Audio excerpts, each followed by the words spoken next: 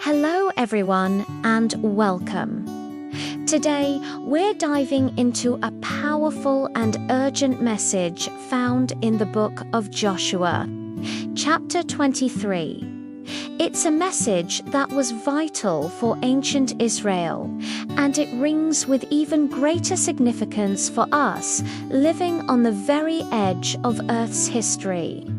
As the great leader, Joshua prepared to say his final farewell to Israel, he gave them a solemn warning. He reminded them that God's covenant blessings and his covenant judgments stand side by side. At the very heart of his message is this plea: so be very careful to love the Lord your God.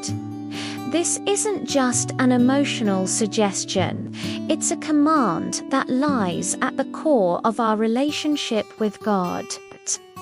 It's a call to obedience from a God of mercy, but also a warning of justice for those who choose to rebel. So, what does it mean when the Bible talks about God's anger? It's crucial to understand that God's anger is not like ours. It's not impulsive or vengeful. Instead, the Bible shows us it's his holy and righteous response to deliberate, persistent sin, especially sin against his incredible love. As it says in Exodus, God is slow to anger and abounding in steadfast love. His anger isn't the opposite of love. It's the reaction of infinite love that has been rejected and violated. The spirit of prophecy confirms this, explaining that God's love is constantly shown through warnings and reproofs. His anger is simply him withdrawing his protection from those who refuse his mercy. So, when Joshua says to be careful to love the Lord, he's calling for a love shown through our actions and our obedience. Just as Jesus said, "If you love me, you will keep my commandments." Joshua's warning was very specific. He reminded the people that just as every single one of God's promises had been fulfilled, every one of his judgments would also come to pass if they turned away from him. History shows this pattern time and again. God's wrath came upon Israel when they repeatedly rejected his pleadings. His anger was kindled against those who disrespected his holiness.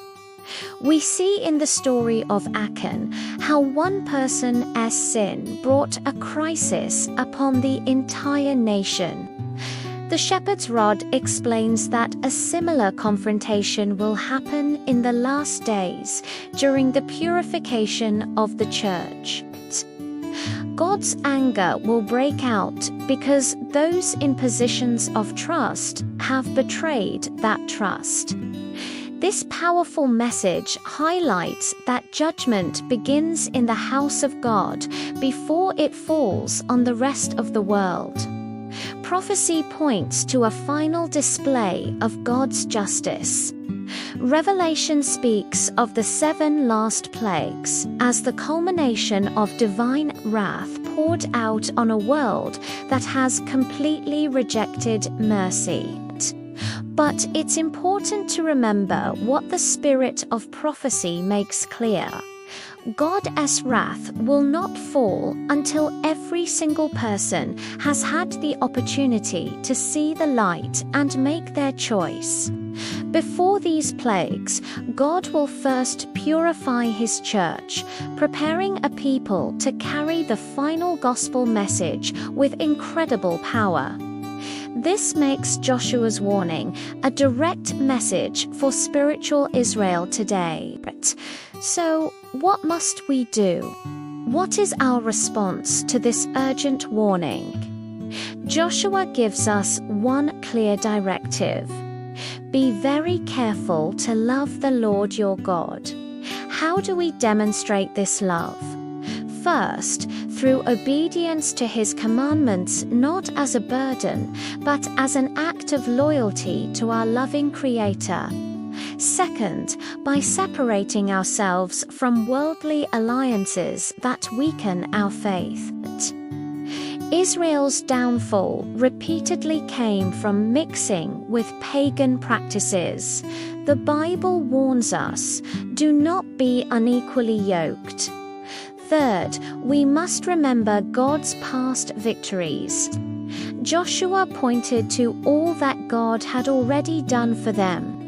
We too must recall how God has led us in the past, so our faith won't fail in the coming crisis.